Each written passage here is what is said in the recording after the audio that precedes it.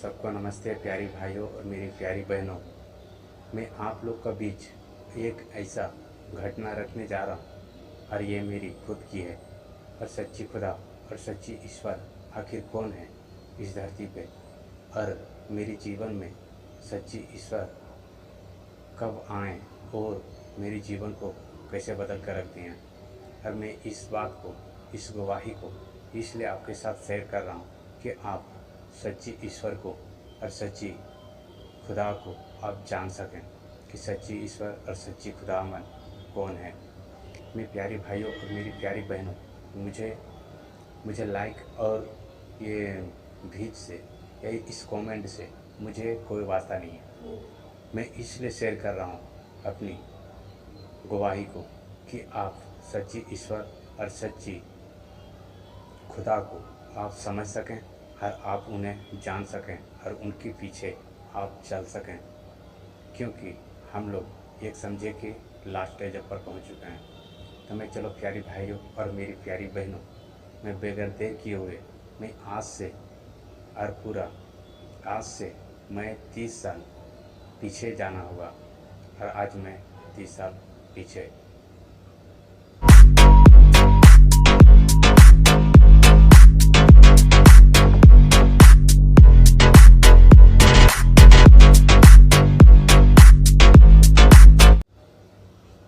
सबको नमस्ते प्यारी भाइयों और मेरी प्यारी बहनों। मुझे किसी को ठेस पहुंचाने की आवश्यकता नहीं है, नहीं मैं किसी को ठेस पहुंचाना चाहता हूं।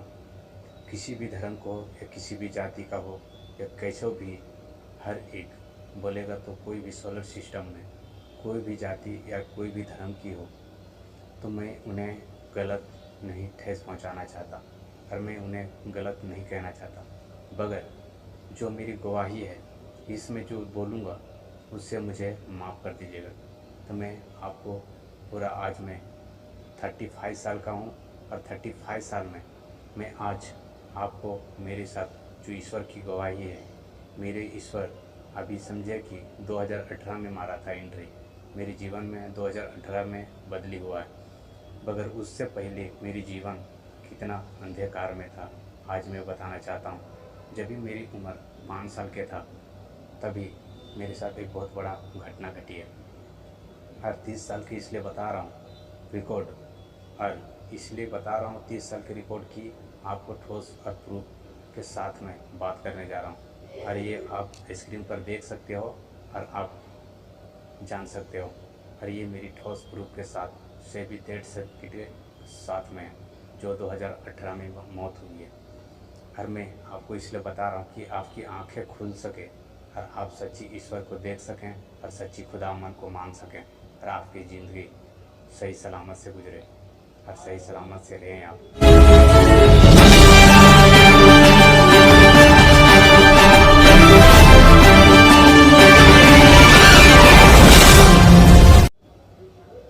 मैं जब 5 साल के था तभी मेरा पिताजी मुंबई के अंदर थे, मुंबई आए थे काम करने।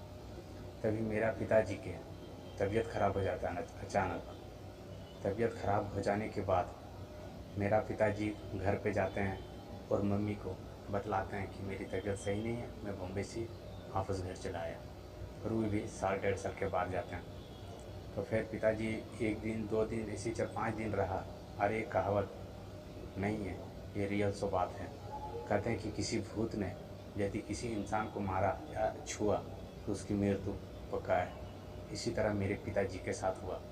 मेरा पिताजी जब बॉम्बे से आए और मेरी माँ को बताएं कि मुझे किसी भूत ने मारा है, जब मेरी माँ को ये चीज़ पता चला कि इनको किसी भूत ने मारा है, वैसे मेरे पिताजी के 24 घंटा के अंदर डेथ हो जाती है, मतलब मृत्यु हो जाती है।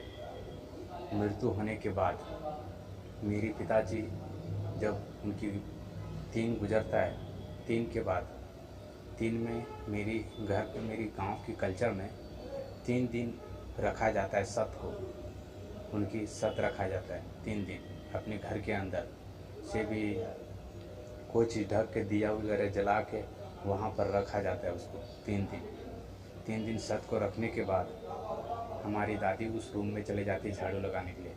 जिस रूम में सत रखा रहता है उस घर में किसी को जाने का अलाउड नहीं रहता है। और मेरी दादी चली जाती उसी में झाड़ू लगाने के लिए, और मेरी दादी को भी उस भूत ने मारा। फिर मेरी दादी को भी ख़त्म हो गया उसी दिन मृत्यु हो गया। उस दिन मृत्यु होने के बाद मेरी पिताजी की जिस दिन दसवां था उसी दिन दादी की भी दसवां मना दिया गया, और उनकी सब बोलेगा तो ब्राह्मण में सब ख़त्म कर दिए गए कि हर कोई सोचने लगा कि ज़्यादा खर्चा पड़ जाएगा, इसलिए मेरी दादी के भी और मेरी पिताजी के भी साथ साथ उसकी क्रियाक्रम ख़त्म कर दिया गया। तो मेरी माँ ऐसे ही सोचने लगी। आप ध्यान से सुनिएगा। जब मेरी माँ सोची कि इस जंगल में, मेरी घर एक जंगल में पड़ता है, मैं गरीब फैमिली से हूँ, तो मेरी माँ सोची कि इन लोग बच्चे लोग को कैसे मैं इन लोग को पालूँगा, मैं किस तरह से, यहाँ पर क्या खिलाऊँगा आखिर। तो मेरी माँ एक डिसीजन ले ली कि नहीं, यहाँ से तो पाल नहीं पाऊँगा, इन लोग को मैं पोष नहीं पाऊँगा, इससे अच्छा मायके लेके चले जाता हूँ। अरे मेरी माँ मायके लेके चले गई। मायके में जाने के बाद वहाँ पर रहने लगे, वहाँ पर खाने लगे, पीने लगे, अच्छा से ज़िंदगी गुजरने लगा थोड़ा। फिर बीच में मेरी एक बहुत बड़ा घटना हुआ, उस घटना को भी आपको सामने रखना चाहता हूँ कि सच्ची खुदा कौन है, तभी आपको पता चलेगा सच्ची ईश्वर आखिर कौन है। जब वहाँ पर मैं गया, मेरी मामा को एक लड़की हुआ था, उसका नाम था अंजलि, और मेरी सिस्टर है, मेरी अंजलि मेरी बहन है, मेरे मामा की लड़की है। जब वो लड़की हुआ उसके बाद में, उस टाइम में था कितना, 6 साल का, 6 साल उम्र हुआ था।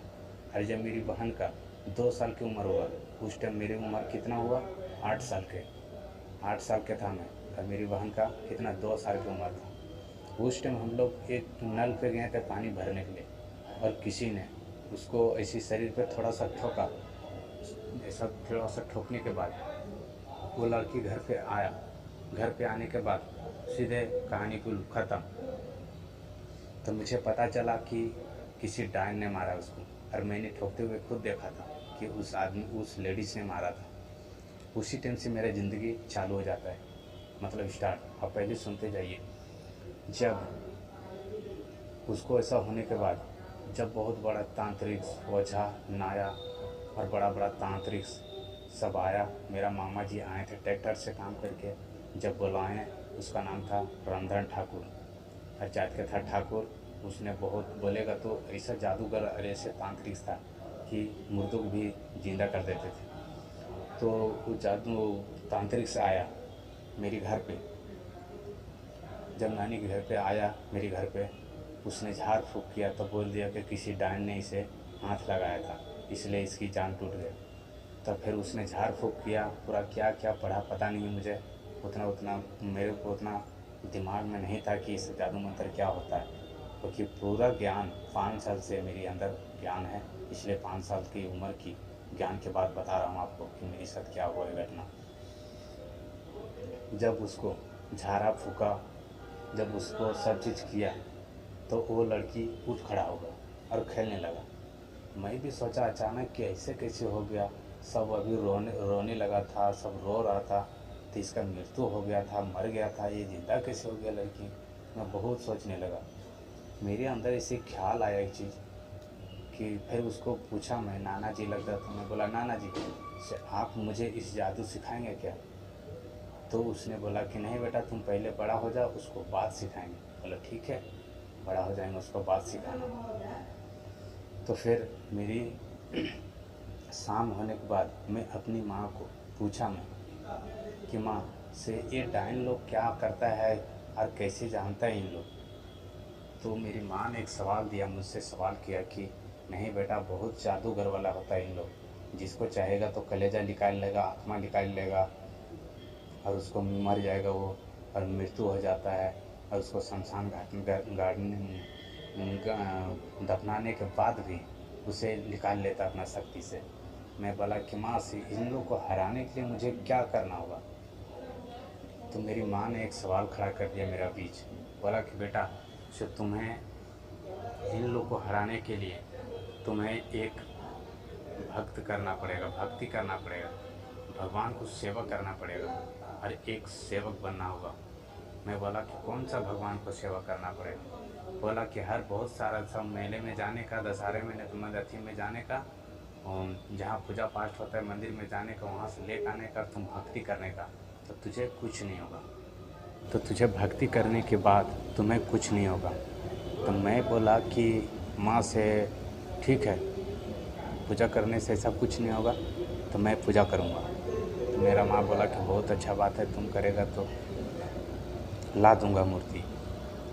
तो मैं दिमाग में ठान लिया कि मेरे को क्या करना है, अब मुझे पूजा करना है, ये डायन लोग से किसी भी हाल में मुझे बचना है। ऐसा मेरा दिल में मतलब फीलिंग आया। उसके बाद मैं जैसे गांव में पैसा माँ सब देता था, मामा भी देता था पैसा, सब मैं इकट्ठा करता था जमा करके। ऐसा दशहरा का दिन जब आया तो मैं क्या किया कि दशहरे में चला गया, कपड़ा फटेला फटेला बुना, पूरा जुना कपड़ा।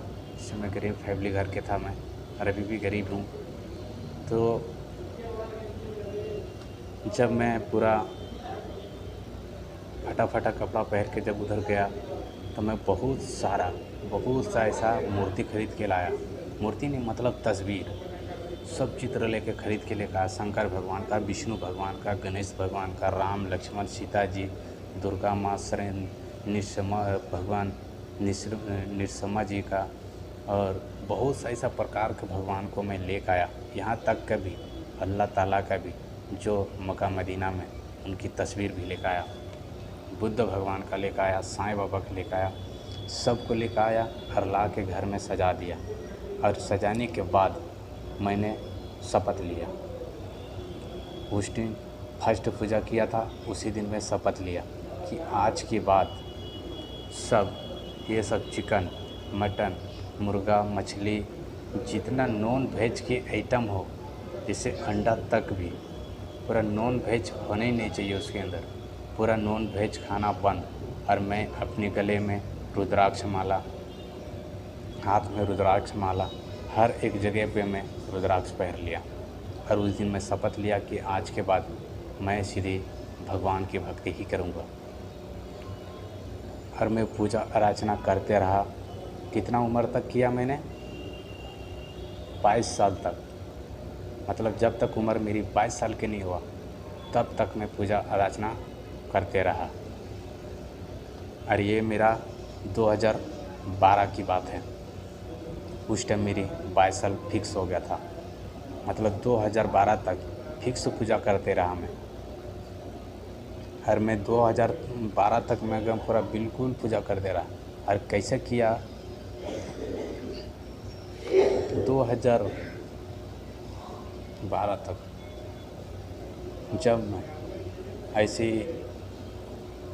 जब मैं कितना 12 साल की हुआ, 12 साल होने के बाद जब मेरी उम्र 12 साल हुआ तो मुझे किसी ने, ऐसा मुसलमान व्यक्ति आया। जब मेरा उम्र 12 साल हुआ था, किसी मुसलमान व्यक्ति ने, जो बरही ज़िला के पड़ता है, मैं झारखंड के रहने वाला हूँ और बरही ज़िला के था वो मुसलमान, उसने आया, बोला कि मुझे एक लड़का चाहिए नौकरी करने के लिए जो गाय भैंस का खाना दे सके। तो उतना भर में, उतना सारा फैमिली में से सबसे गरीब मैं ही था। तो मेरी माँ ने मुझे बोला कि तुम इसके पास चले जाओ बेटा, इससे 500 रुपये का तुझे सैलरी देगा। बोला ठीक है, चले जाता हूँ। उस टाइम मेरे ज्ञान भी नहीं था, मतलब ज्ञान था पूरा फिक्स, और मतलब अपने पास खाने और रहने की व्यवस्था नहीं था। रहने की व्यवस्था था नानी घर में, बाकी वहाँ पर रहने जैसा फील ही नहीं होता था हमको, क्योंकि मेरी माँ को बहुत टॉर्चर किया जाता था वहाँ पर। और हम लोग को हर एक, मतलब उतना भर के जितना लोग थे हम लोग को पूरा दबाव डाल देते थे हम लोग के ऊपर। मतलब चारों भाई के ऊपर पूरा दबाव रहता था, और मेरी माँ के ऊपर सब कोई भी उल्टा सीधा बोलकर निकल जाता था हम लोग को, पूरा पूरा फैमिली को नहीं, मेरी माँ को नहीं, तो हम लोग को चारों भाई को। ऐसा अलग फील होता था उस टाइम। तो जब मैं 12 साल के था, उस टाइम आया एक मुसलमान, वो लेके गया मुझे नौकरी पे, और उसने पूछा हमको कि करेगा काम? तो मैं बोला कि हाँ करेंगे सर से, आप मेरे को लेके चलिए। जब मैं उनको घर पे गया तो मैं कितना 2 साल उनके पास काम किया।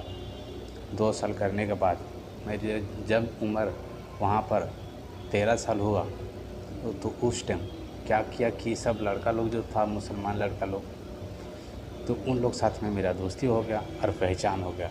पहचान होने के बाद उन लोग से दोस्ती यारी करने के बाद मैं क्या किया कि उन लोग जब ईद और बकरीद, मुहर्रम जब आया तो मैं उन लोग के साथ में नमाज़ पढ़ने लगा और नमाज़ सिखा दिया हमको पढ़ने के लिए।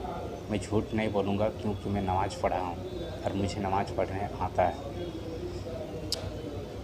तो उस टाइम बजरंगबली का लॉकेट भी पहना था मैं, रुद्राक्ष भी पहना था। जब मुसलमान के घर पे गया तो उसने लोग ने क्या किया कि मुझे रुद्राक्ष भी खुलवा दिया और बजरंगबली का लॉकेट भी खुलवा दिया। तो मैंने खोल कर रख दिया अपना बैग में, ऐसा बात नहीं, बस रखा। उसके बाद वहाँ पर उन लोग के साथ में 1 साल में नमाज़ पढ़ा लड़का लोग के साथ में। फिर वहाँ से जब मेरा ऐसे 2 साल हो गया तो मेरी माँ क्या किया कि हम मेरे पास आया मिलने के लिए। तो वहाँ से उनको पैसा दिया। कितना दिया? और ना 6-7 हज़ार ऐसे पैसा निकला तो उनको दिया। अब वो वहाँ से आई तो कहाँ चले गई? जब वहाँ से आई तो हमको बताई कि मैं बेटा से अभी नानी के घर पे नहीं हूँ, से अभी मैं पिताजी के घर पे चला आया हूँ।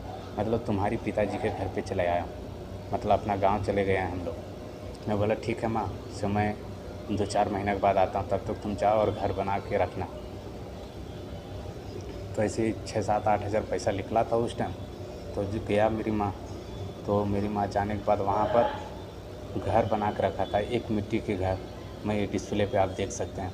इस मिट्टी को घर बनाने के बाद मेरी माँ बहुत वहाँ पर रहने लगी, खुशहाल में रहने लगी, क्योंकि अपने पिताजी के में हम लोग घर चले गए। उसके बाद 4 महीने के बाद मैं एंट्री मारा।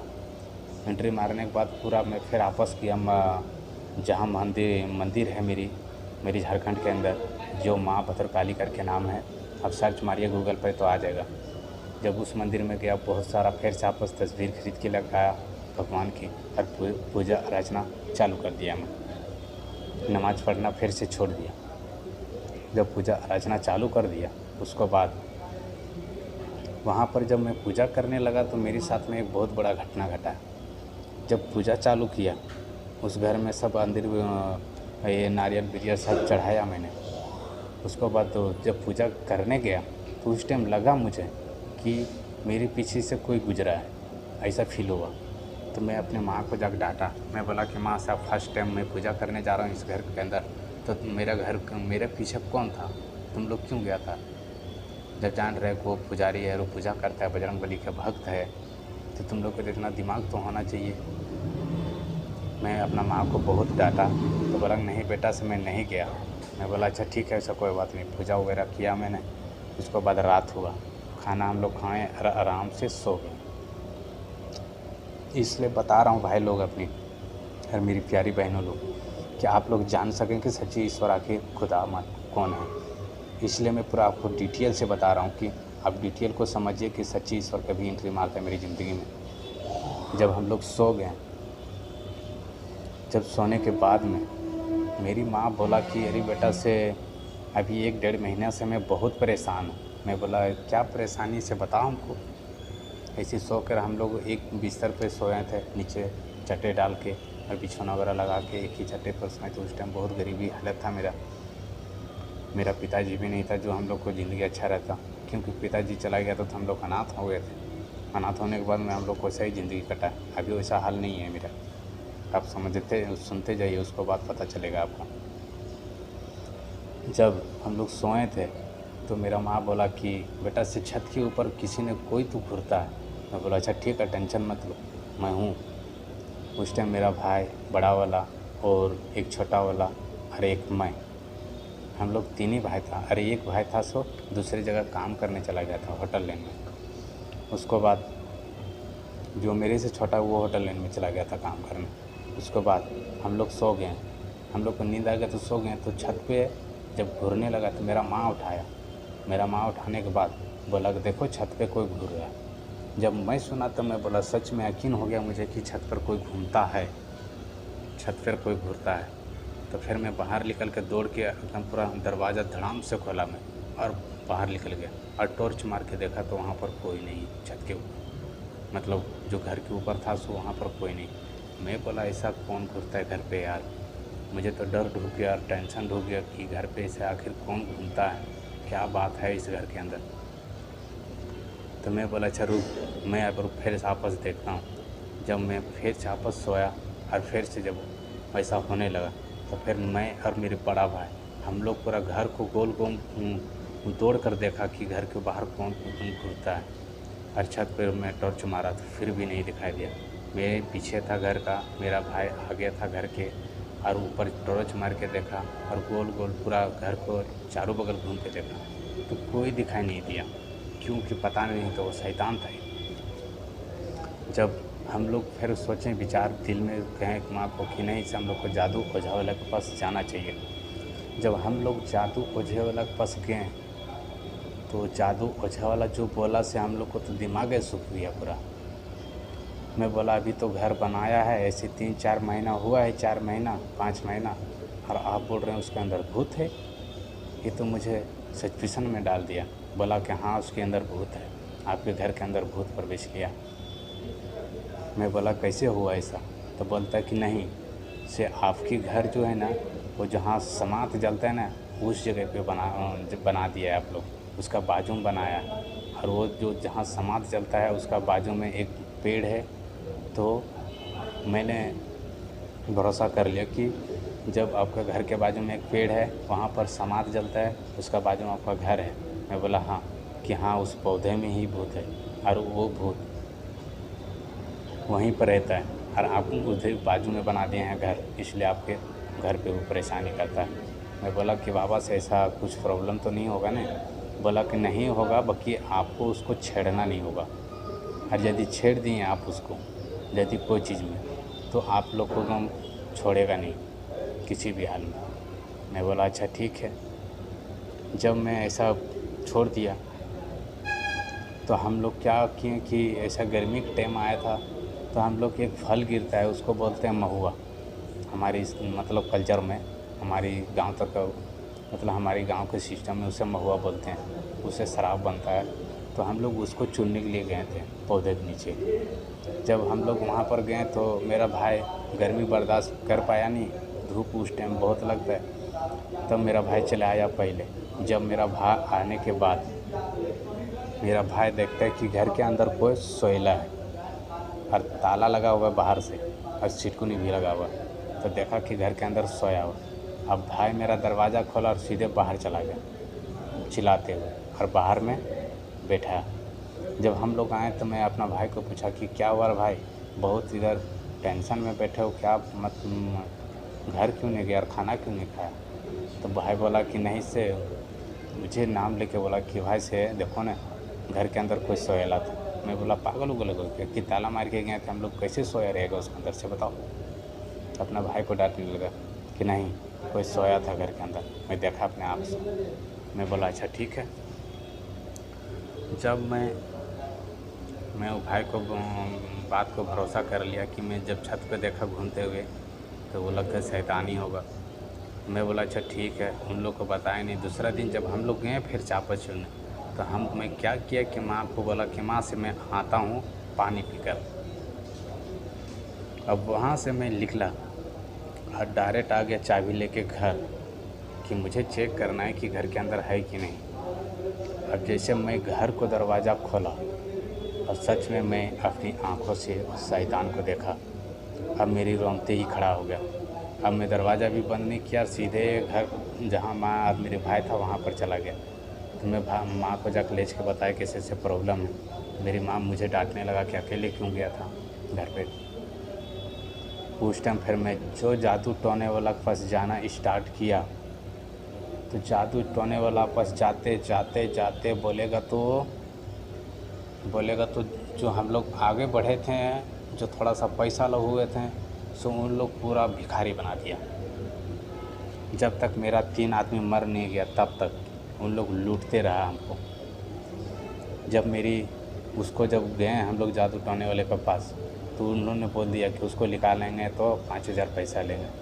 तो 5000 पैसा दिए उसको, वो निकालने आया, निकाल के लेके गया। और फिर आपस गए तो फिर आपस चालू ऐसा ही 4 दिन 5 दिन के बाद। मैं आप लोग को प्यारी भाई और बहनों, यदि मैं आप लोग को ऐसा ही बता नहीं रहा हूँ, ये सच्ची मेरी गवाही है, सच्ची घटना है, इसलिए बता रहा हूँ कि सच्ची खुदा और सच्ची ईश्वर कौन है, आप लोग समझते सुनते जाइए। जब मैं जादू टोने वाला के पास जाने लगा, रहने लगा, ज़्यादा उन लोग से लगाव बन गया हम लोग को, तो दिन भर दिन हम लोग गरीब होते चला गया और गरीब हो गया, पूरा कर्जा में डूब गया। उसके बाद मेरी माँ को जब भाई को शादी हो गया, सही गरीबी हालत में भाई को शादी कर दिए। भाई को देखभाल करने के लिए हम लोग ज़्यादा घर में बीमार वगैरह गिरने लगे, माँ भी तबीयत ख़राब, कभी भाई तबीयत ख़राब, हम लोग ज़्यादा प्रॉब्लम में खड़ा होने लगे, तब भाई को शादी करना पड़ा और बड़ा भाई को शादी कर दिए हम लोग कर्जा करके। जब हम लोग कर्जा करके उसको भाई को शादी किए बड़ा वाला को, जब वो आया तो हम लोग थोड़ा सा 10 पल के लिए 10 दिन के लिए हम लोग भूल गए उस चीज़ को। उसके बाद फिर से आपस स्टार्ट हो गया। उसके बाद हम लोग परेशानी में जब परेशान ज़्यादा होने लगे, उसके बाद मेरी माँ भी मुझे ही शादी कर दिया। जब मेरी मैरिज हुआ उस दिन से और मेरे घर के अंदर दुख और विपत आना चालू हुआ। जब मेरी शादी हुआ उस टाइम, जब शादी होने के बाद वो मेरी माँ गई थी तालाब में मछली मारने के लिए, और उस तालाब में जब मेरी माँ मछली पकड़ती तो वो मछली आदमी की हड्डी बन जाता। जब वो हड्डी बन जाता तो मेरी माँ निकालती तो देखता तो कि आदमी की हड्डी, ऐसी हुआ था प्रॉब्लम। तब फिर मेरी माँ जब आई घर पे, जब मेरी माँ घर पे आई तो उस दिन से तबीयत ख़राब होना चालू हो गया हमको, और तबीयत ख़राब हुआ उसके बाद मेरी माँ को डेथ होगा। जब फिर मैं वापस गया जादू टोने वाले के पास, जादू टोने वाला को जाकर पूछा तांत्रिक लोग को, तो बोला कि नहीं, सिर्फ तुम्हारा घर के अंदर जो भूत था उसी ने मारा है। मैं बोला अच्छा ठीक है, उसको निकालने के लिए मुझे कितना पैसा लगेगा? कि एक आदमी 40,000 पैसा लिया। दिन भर दिन कर्जे में जाते रहा हूँ, कर्जा लेते रहा हूँ, आदमी लोग से कर्जा में फंसते जा रहा हूँ, जितना कर्जा वाला मांग रहा हूँ वो दे रहे भरोसे पे। अब 40,000 उसने मजूरी अपना खाली थी, वो खुद का मजूरी मांगा है और उसकी खर्चा जो लगेगा वो अलग। जब फिर मैं वापस सब 40,000 उसको मजूरी दिया और खर्चा भी मेरा जो अलग से हुआ वो अलग से हुआ, सब मैं किया। कितना 70,000 पैसा खर्चा हो गया। 70,000 पैसा खर्चा करने के बाद उसके बाद मेरा घर में थोड़ा शांति हो गया, मतलब बीच में 1-1.5 साल गैप रहा। अब फिर से आपस चालू ऐसा, जब फिर से परेशानी में होने लगा और फिर से आपस थोड़ा सा जो कर्जा तोड़ा, फिर आपस गड्ढे में गिरने लगा और ज़्यादा परेशान होने लगा। उसके बाद एक जगह फिर से आपस जादू टोने लगे, फंस गया। तो उसने मांगा 30,000 रुपये, 30,000 मांगा और 30,000 मांगा। और फिर उस टाइम मेरा कितना 60,000 पैसा खर्चा हो गया। 60,000 कर्जा ले लिया मैंने और 60,000 खर्चा किया। 60,000 खर्चा करने के बाद अरे जादू टोना कराने के बाद कितना दिन हुआ? 3 दिन। और 3 दिन के बाद एक मेरा सिस्टर मर गया। अरे ये देख सकते हो वीडियो, ये सिस्टर जो मर गया, मरने के बाद मेरा तो और टेंशन बढ़ा दिया, क्योंकि ये सिस्टर के मेरा 2 लड़के, एक लड़का और एक लड़की था। तो जब ये सिस्टर मेरा मर गया तो मैं और चिंता में हो गया कि अरे भाई ऐसा कैसे हो गया, घर में इतना कुछ कराते पर भी इतना पूजा पाठ करता हूँ और इतना मैं धर्म को मानता हूँ और 100 भी नमाज़ भी पढ़ता हूँ, पूजा भी करता हूँ, बुद्ध भगवान को मानता हूँ, छठ पूजा करता हूँ। अभी ये चीज़ से नहीं रुक रहा है, घर के अंदर शैतान डायरेक्टली दिख रहा है। इसका मतलब क्या है? मैं किसको मानूं, किसको खोजूं मैं जो मेरा घर को सुधार के दे सके? उसके बाद मैं ऐसा थोड़ा सा टेंशन में रहने लगा। मैं शराब पीना चालू कर दिया टेंशन से कि यार ऐसे एक दिन तो मरना ही है। अब मैं क्या कर सकता हूँ? घर को तो अपना बचा नहीं सकता हूँ, उस आत्मा से लड़ भी नहीं सकता हूँ। जब मैं ऐसा ही 10 दिन गुजरा, मेरा उस सिस्टर को 10वां हुआ। 10वां करने के बाद भोज भंडार सब ख़त्म हुआ, क्रियाक्रम ख़त्म हुआ। उसके बाद हम लोग चले आए बाहर आने के बाद 15 दिन के बाद, जैसे 15 दिन हुआ वैसे मेरे भाई को मृत्यु हो गया। ये भी स्क्रीन पर देख सकते हैं, ये मेरे बड़ा भाई है। इसका मृत्यु होने के बाद मैं घर पे जब गए तो 10वां के लिए तीन जो हमारी कल्चर में जो 3 कहा जाता है, 3, 7, 8, 10, 10वां जो 3 बार पिंडदान होता है, उस दिन जो 10वां का पिंडदान था लास्ट, उस दिन मेरा ज़िंदगी में एक इंसान आया, एक इंसान, वो भी मेरा सिस्टर। कौन सा सिस्टर? जो मेरी मामा का लड़की था वो आया, सबसे बड़ा वाला मामा का लड़की आया। तो उसने मुझे एक बताया, पूछा हमको पहले कि अरे भाई से तुम लोग को घर में इतना परेशानी हो रहा है, फुआ दी भी मर गया, तुम्हारा सिस्टर भी एक मर गया, अभी तेरा भाई मर गया, तो तुम्हारा घर के अंदर प्रॉब्लम क्या है जो ऐसा हो रहा है? तो मैं अपना बहन को पूरा A to Z तक खोल के बताया, मैंने उनको समझाया। तब बोला कि से नहीं बाबू, से तुम्हें एक चीज़ को मानना होगा, सच्ची ईश्वर और सच्ची खुदा को मानना होगा। मैं बोला सच्ची ईश्वर और सच्ची खुदा कौन है भाई? अभी अलग से पैदा ले लिया क्या उसने? मैं ऐसा ही सोचने लगा और मैं बोला दिल में कि अरे यार अभी क्या अलग से पैदा ले लिया, ये क्या भगवान को इतना पूजा कर रहा हूँ, ईश्वर नहीं है वो तो ईश्वर ही है ना, हैं? शंकर भगवान ईश्वर है, गणेश भगवान ईश्वर है, बजरंगबली ईश्वर है, राम लक्ष्मण ईश्वर है, ब्रह्मा विष्णु ईश्वर है, नरसिम्हा जी ईश्वर है, अल्लाह ताला ईश्वर है, गणेश भगवान ईश्वर है। हर एक बोलेगा तो रावण के पूरा A to Z के सबको बोला कि काली माँ ईश्वर है, दुर्गा माँ ईश्वर है। इन लोग तो ईश्वर ही आखिर है ना, इन लोग कौन है आखिर? मैं बोला इतना पूजा अर्चना करने के बाद भी नहीं सुधर रहा है, तभी ये कौन सा ईश्वर के पास ले जाएगा मुझे पता नहीं। मैं बोला ठीक है मैं बताता हूँ आपको। मैं अपना सिस्टर को बोला, उस टाइम भेजे में नहीं लिया, मैंने यहाँ पर नहीं लिया, सेट नहीं किया, हटा दिया दिमाग से निकाल के। जब मेरी क्रियाक्रम ख़त्म होने के बाद मेरे साथ एक घटना घटी। क्या घटना? कि उस टाइम मेरा 2 लड़की हो गया था। जब भी मेरा भाई एक्सपायर हुआ तो उस टाइम मेरा 2 लड़की था।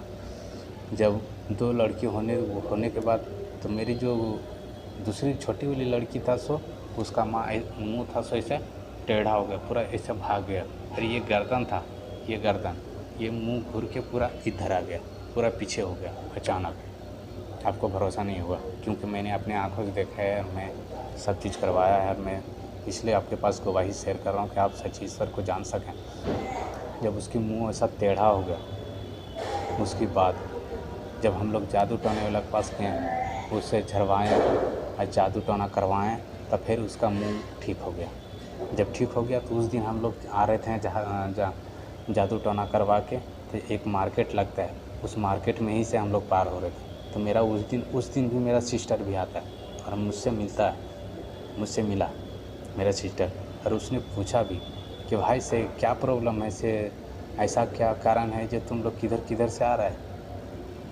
तो मैं बोला कि नहीं दीदी, से मैं जादू टोने वाले के पास से आ रहा हूँ। तो मेरा सिस्टर बोला कि अरे भाई से तुम जादू टोना के चक्कर में पागल हो जाओगे और तेरा घर बर्बाद हो जाएगा और तेरा घर पूरा तुम लोग को लूट के कंगाल कर देगा हम लोग। मैं बोला कि हम फिर भी उसका बात सुना, हाँ किया, और फिर मैं दिमाग से निकाल के फेंक दिया। वो जैसे हटा वैसे दिमाग से निकाल दिया, और मैं अपना रास्ते और वो अपना रास्ते। और मैं वैसे झाड़ फूँक करवाया, फिर मैं चला आया। उस टाइम कितना फिर मांग रहा था? 35,000 मजूरी। जो मेरा लड़की को ठीक किया उसने, ऐसा जो टेढ़ा हो गया था और उसने झाड़ फूँक किया, जो ठीक किया, वो कितना मांग रहा था? 35,000। और उसका जो खर्चा लगता और अलग से जो पूजा करने के सामान सो अलग था। जब मैं 35,000 सुना मजूरी, तो मैं बोला ठीक है, से तुम लोग ऐसा ही रहो, मैं आप मेरा दिन भर दिन बीतते जा रहा हूँ, कर्जा में डूबते जा रहा हूँ। जब तक कमाऊँगा नहीं तब तक हम लोग क्या खाएंगे? अब तो खाने की भी मांगता है ना कि कर्जा कर करके खाओगे सब तुम लोग। घर वालों को, सबको, फैमिली को समझाया मैं, अपनी वाइफ को, बड़ी भाभी को और भाई लोग को, सबको समझाया। और मैं सीधे बाहर आ गया। किधर? मुंबई में आने के बाद उस दिन मेरा सिस्टर, मैं औरत को भेजा फिर से वापस। जिससे मेरी औरत को पूरा तबीयत ख़राब हो गया, मेरी वाइफ को तबीयत ख़राब होने के बाद में उसने किया फिर से वापस जादू टोने वाला के बाद। तो उसने फिर आपस बता दिया उसी तरह कि तुम्हें जल्दी करना होगा, नहीं तो घर में किसी बड़ा फैमिली को मारेगा। और उस टाइम मैं फ़ोन पे होल्ड पे था उसके साथ में, तो बोला कि तुम्हारा पति है घर में, अब तुम उसको बचा लो, नहीं तो उसकी मृत्यु पक्का है। और घर में सबसे बड़ा मैं ही था। जब ऐसा पंडित वो जादू टोने वाला बोला, तो मुझे यकीन हो गया कि लगता है मुझे अब मरना भी बहुत बड़ा तय हो गया है। मैं यकीन दिलाता हूँ प्यारे भाइयों और मेरी प्यारी बहनों कि सच्ची खुदा और सच्ची ईश्वर कौन है। कि सब फिर जादू टोना वाला उसने उसे बताया, तो फिर आपस जब आने लगा मेरी वाइफ, तो फिर से आपस मेरी सिस्टर मिला उसी मार्केट में। अब उसने पूछा कि ऐसी क्या बात है, तुम लोग बार बार इधर आते रहते हैं जाते रहते हैं, हम लोग से मिलता नहीं घर पे, नहीं किसी से मुलाकात करते तुम लोग, क्या माजरा है, तुम लोग खोल के तो बताओ आखिर हम लोग को। तो मेरी वाइफ बताया कि ऐसे बात है दीदी, सो हम लोग कैसे जिएँ और कैसे खाएं, लगता है जहर वगैरह खा के मर जाएं हम लोग, इतना प्रॉब्लम में हम लोग। तो मेरी सिस्टर फिर से आपस बोला कि तुझे कोई नहीं ठीक कर सकता है, तुझे यही ठीक कर सकता है। कौन? एक परमेश्वर ही ठीक कर सकता है। और ये प्रूफ आपको साथ में शेयर दिखाना चाहता हूँ। देखिए, आप देख सकते हो डिस्प्ले पे, क्योंकि ये परमेश्वर ही ठीक कर सकता है। ये चीज़ ठोस प्रूफ के साथ में आपको ये पांचों की मृत्यु को दिखा रहे हैं। और पूरा इसके साथ में बात कर रहा हूँ आप लोग को साथ में। जब मेरी सिस्टर बोला तो मेरी वाइफ ने मेरे पास फ़ोन लगाया, उसने बोला कि देखो ना से बड़ी दीदी मिला था, तो ऐसे ऐसे फिर से आपस बोल रहे थे। तो मैं बोला अच्छा ठीक है, 3 बार बोल दिया हमको, तो 3 बार हो गया, तो अब चले जाओ वहाँ पर। अब इतना पूजा अर्चना किए हैं तो साले इतना कुछ हुआ ही नहीं, तो कम से कम उसको भी देख लें यदि ठीक हो जाए तो। और जैसे वाइफ मेरी गई उस पूजा में, जैसे प्रवचन में गई और वहाँ पर सुनी बड़े बड़े गवाहियों को, बड़े बड़े दुष्ट आत्माओं को निकलते, और बड़े बड़े चिन्ह और चमत्कार जब देखें, मेरी वाइफ ने देखी, तो उसने आया फिर डायरेक्ट जैसे वहाँ से निकली, वो प्रार्थना वगैरह करके वहाँ से निकली, तो बोली कि इसे देखो ने से बहुत बड़ा बड़ा, खाली एक भरोसा और एक विश्वास करना होता है और उनकी आराधना करना होता है और उनकी वचनों पर चलना होता है, क्योंकि आपको हर एक पाप के काम छोड़ना होगा। भला मनुष्य कैसे हो, हम लोग पहले कैसे भी ज़िंदगी जीनी है, उससे कोई फ़र्क नहीं गिरता, बाकी आज से अभी से हम लोग को छोड़ना होगा यदि उनको मानिएगा तो।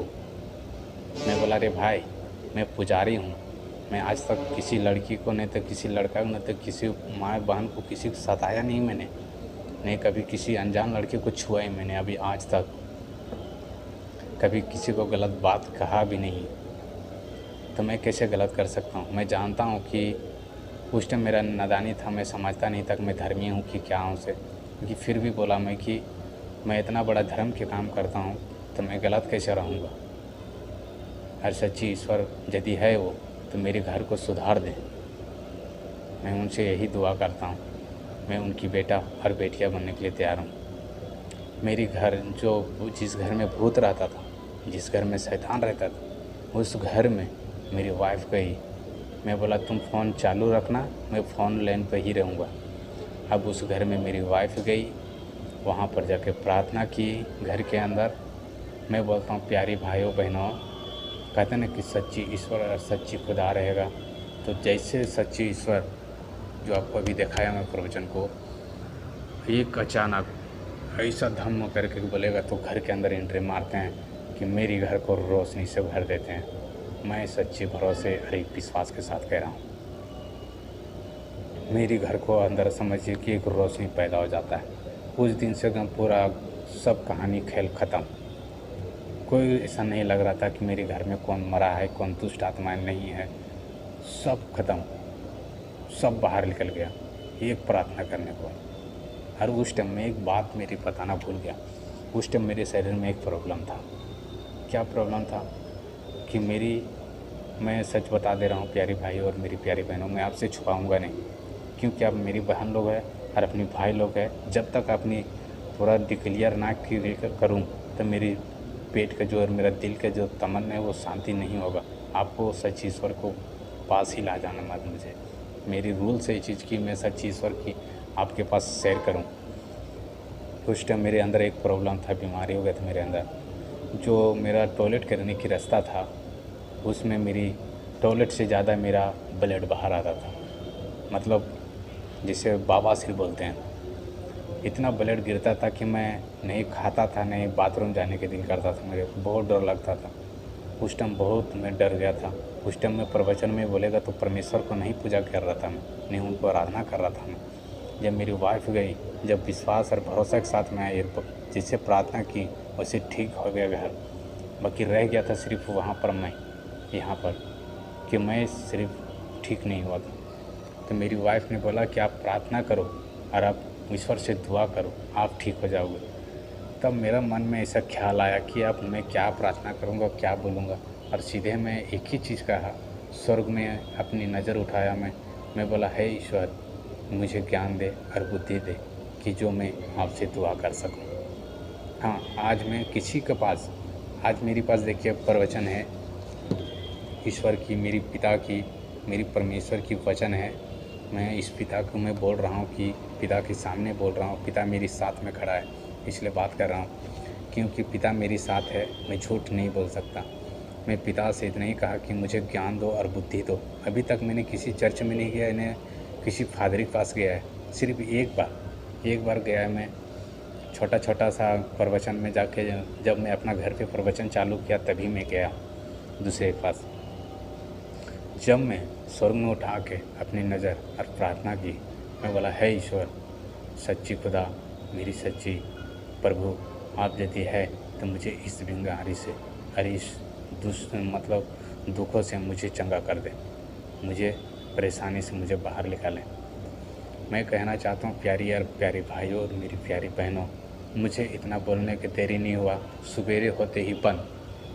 आपको भरोसा और विश्वास तो होगा ही नहीं, सवेरे होते ही सब चीज़ बंद। मेरा टॉयलेट के रास्ते से जो ब्लड आता था वो अचानक बंद। मैं बहुत खुशी हुआ, बहुत कम बोलेगा तो ऐसा लग रहा था कि मेरी ज़िंदगी एक नया ज़िंदगी हो गया, क्योंकि शुभ कर्म में लकड़ी हो गया था उसके वजह से। और 1 साल से वैसा हुआ था मेरे साथ। और उसी टाइम ने बोला था वो जादूगर वाला और उस तांत्रिक ने कि इसका मृत्यु पक्का हो जाएगा, जो तुम्हारा घर के अंदर बड़ा आदमी बचा हुआ। यही बात कि मैं बहुत चिंता में था और वही टेंशन में था कि मेरा क्या ना मृत्यु ना हो जाए। क्योंकि जब मेरी ज़िंदगी में इस ईश्वर ने मारा एंट्री, स्वर्ग प्रधान पिता परमेश्वर जीसस क्राइस्ट ने, तब से मेरी ज़िंदगी बदल के रख दी है। हर एक भाइयों बहनों को इसलिए कह रहा हूँ कि आप सच्ची खुदा और सच्ची ईश्वर को मानने की कोशिश ज़रूर करें, क्योंकि आपको हर कोई बता सकता है कि कुआं में कूदना और निकलना तो आसान है, बाकी जब कूदिएगा और जब निकलिएगा तब आपको पता चलेगा कि कुआं के अंदर कूदने में कैसा मज़ा आ रहा था, और जब उससे निकलिएगा तब आपको कैसा मज़ा आ रहा था और कैसा फील हो रहा था। इसलिए कह रहा हूँ कि प्यारी भाइयों और मेरी प्यारी बहनों, मैं आप लोग से बेहद प्यार करता हूँ, अपनी बहन लोग से और अपना भाई लोग से, क्योंकि सच्ची ईश्वर और सच्ची खुदा कोई नहीं। सच्ची ईश्वर, सच्ची खुदा ये परमेश्वर है। आप देख सकते हैं, यही परमेश्वर है जो आपको अनंत काल तक संभाल के रखेंगे। और मैं प्यारी भाइयों और बहनों को इतनी ही कहना चाहता हूँ कि सच्ची खुदा और सच्ची ईश्वर प्रभु यीशु मसीह जीसस क्राइस्ट स्वर्ग प्रधान पिता परमेश्वर है। क्योंकि आपको भरोसा और विश्वास करना होगा। आप जब तक उनसे दुआ और प्रार्थना नहीं कीजिएगा तब तक आप किसी भी मुसीबत में क्यों ना हो, और कितनों भी देवी दुर्गाओं को कितनों भी मान लो, आपकी कोई समस्या टाल के नहीं दे सकता। यदि ही टाल के दिया रहता तो मेरे घर में ये 5 मृत्यु और 1 महीने के अंदर 2 मृत्यु 15 दिन के अंदर नहीं होता। क्योंकि उस टाइम में सबसे बड़ा बोलेगा तो भक्ति में से मैं माना करता था अपने आप को, क्योंकि मैं हर एक सिस्टम निभाया। शनिवार को भी उपवास और मंगलवार के उपवास दोनों दिन रखा करता था मैं, और मेरी ज़िंदगी में इतना बड़ा दुख आया था। और मैं आशा करता हूँ प्यारी भाइयों और मेरी प्यारी बहनों कि प्रभु आप लोग को आशीष दे। और मैं आप लोग को मैं कहना चाहता हूँ कि जब ये ईश्वर,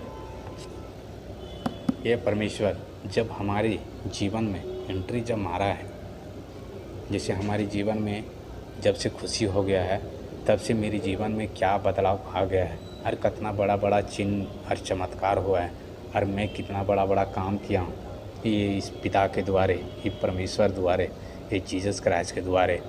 मैं आपको इस पार्ट नंबर 1 है और पार्ट नंबर 2 में आपके पास शेयर करूँगा। और सब मैं आप लोग से दुआ मांगता हूँ, परमेश्वर से दुआ करता हूँ, आप लोग से भी दुआ करता हूँ कि प्रभु आप लोग को सही सलामत रखे।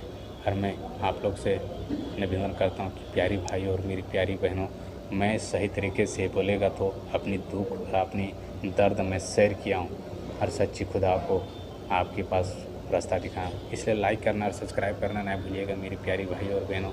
तब तक के लिए प्रभु यीशु मसीह के नाम से जय मसीह की।